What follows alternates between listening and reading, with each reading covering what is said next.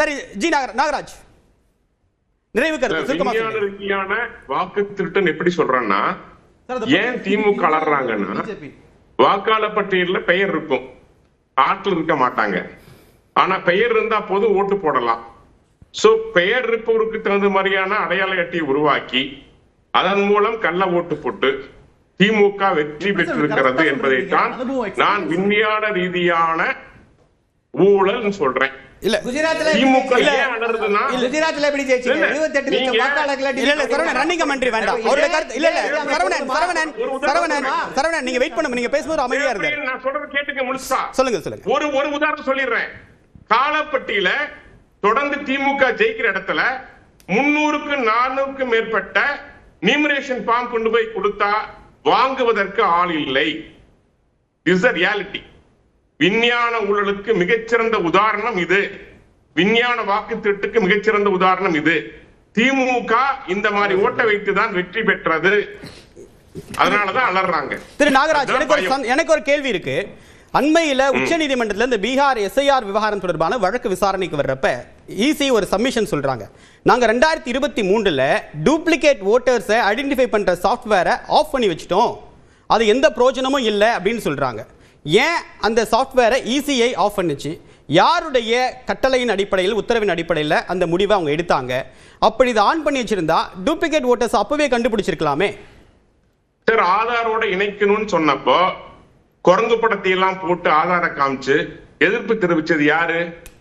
காங்கிரசும் திமுகவும். இன்னைக்கு ஆதார் வேணுங்கிறாங்க, எடுத்துக்கலாங்கிறாங்க. ஆனா அன்னைக்கு எதிர்ப்பு தெரிவிச்சாங்க. சார், பீகார்ல முதல்ல 11 ஆவணங்கள் தான் சேர்க்கப்பட்டது. 12வது ஆவணமா உச்ச நீதிமன்றத்துடைய தீர்ப்புக்கு பிறகுதான் சேர்க்கப்பட்டது. அதுதான் வேண்டாம்னு சொன்னது யாரு? ஆதார வேண்டாம் என்று சொன்னது யார்? இன்னைக்கு ஆதார் இருந்திருந்தா கள்ள ஓட்டு போட முடியாது. திமுக சொல்ற திமுக எதிர்ப்புக்காக எலெக்ஷன் கமிஷன் இந்த முடிவை எடுத்துட்டாங்களா?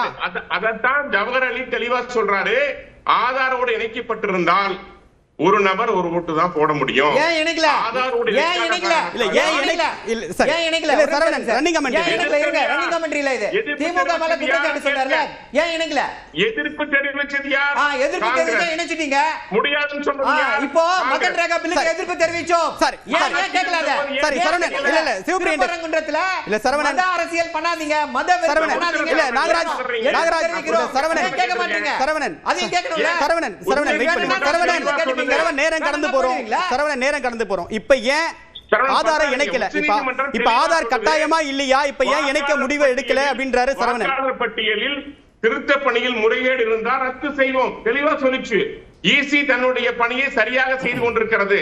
அதை பயன்படுத்தி மாநில தேர்தல் அதிகாரியாக மாறுகின்ற பொழுது சாதாரண அரசு ஊழியர் அவரை மிரட்டி, இன்னைக்கு சொல்றேன், இன்னும் இருந்தவர்கள் பலர் சேர்க்கப்பட்டிருக்கிறார்கள். அந்த நீக்குகின்ற பணியை பிஎல்ஓக்கள் செய்வார்கள். ஏன்னா தமிழ்நாட்டில் மட்டும் 12 பிஓக்கள், மதிமுக, திமுக, தேமுதிக, எத்தனை கட்சிகள், அத்தனை பேரும், பாஜக உட்பட அத்தனை பேரும் இன்னும் கால அவகாசம் இருக்கிறது, சரி செய்ய முடியும். பீகார்ல சொன்னாங்க, பீகார்ல 30 நாள்ல முடிச்சாங்க.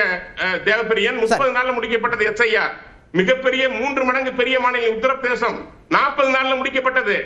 இதெல்லாம் இன்னைக்கு இருக்கிற லேட்டஸ்ட் டெக்னாலஜில தேர்தல் ஆணையம் தொடர்ந்து தன் பணியை செய்து கொண்டிருக்கிறது. 30 நாள் வேலை இல்ல, கடந்த 3 ஆண்டுகளாக அந்த பணியை செய்து கொண்டிருக்கிறது. இதெல்லாம் இவங்களுக்கு தோல்வி பயம் வந்து விட்டது. உண்மை நிறைவு கருத்தா எடுத்துக்கிறேன் நாகராஜ். மக்களுக்கு நிறைவு கருத்தா எடுத்துக்கிறேன். சிவபிரியன், தோல்வி பயம் வந்துருச்சு, அதனாலதான் இந்த மாதிரி நாடகம் நடத்துறாங்க அப்படின்ற அதிமுக விமர்சனமும் ஜி.கே. நாகராஜுடைய கருத்தும், உங்களுடைய பதில் என்ன?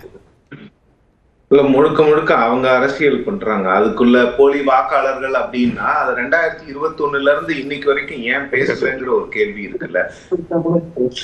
டி நகர் தொகுதியில ஜே கருணாநிதியிடம் தோற்ற திரு டி நகர் பி சத்யா கோர்ட்ல கேஸ் போட்டிருக்காரு. அவர் இதை போலி வாக்காளர்களை, ஒரு சில வாக்காளர்களை நீக்கணும்னு அவர் கேஸ் போட்டிருக்காரு. அவரை தவிர அதிமுகவிலயோ இல்ல பாஜகவிலயோ இந்த குறைந்த ஓட்டுல தோத்தவங்க யாருமே அந்த கேஸ் போடல. இந்த வாதத்தை நான் சொல்றேன்ல, நவம்பர் 3ஆம் தேதி இந்த எஸ்ஐஆர் ப்ராசஸ் வர்ற வரைக்குமே யாருமே, எந்த கட்சியுமே திமுக கூட்டணி கள்ள ஓட்டுனால ஜெயிச்சாங்க, வாக்கு திருட்டுனால ஜெயிச்சாங்கன்னு யாருமே சொல்லல. இத புதுசா இப்ப கொண்டு வரும் பொழுதுதான் அந்த சந்தேகங்கள் எழுகிறது. இது முழுக்க அரசியலா தான் தெரியுது. இங்க இன்னைக்கு எஸ்ஐஆர்ல தான் தெரிய வருது. பதறாங்க திமுக. உள்ள போய் பார்த்தா தான் தெரியுது. என்ன காரணம்னா இந்த ஓட்டுக்கள் இல்ல நாகராஜ் அவர் நிறைவு கருத்து நேரம் குறைவா இருக்க, செய்திக்கு வழிவிடணும். சொல்லணும்ல. இல்ல சுருக்கமா முடிச்சிருங்க சிவபிரியன், நேரம் குறைவா இல்ல தேவப்பிரியன், இது முழுக்க அவங்க பொலிட்டிக்கல் பார்ட்டிஸ் வேற என்ன பண்ணுவாங்க, அரசியல் தான் பண்ணுவாங்க. இதுல நாம பேச வேண்டிய விஷயம் என்னன்னா, மக்களுக்கு அவங்களுக்கு எல்லாருக்குமே எலிஜிபிளான பர்சன் எல்லாருக்கும் வாக்கு இருக்கணும். அந்த வாக்கை நிலைநிறுத்த வேண்டிய அந்த ஒரு சிச்சுவேஷன் எல்லாருக்கும் கொண்டு வரணும். அதை எலெக்ஷன் கமிஷன் என்ஷூர் பண்ணணும்.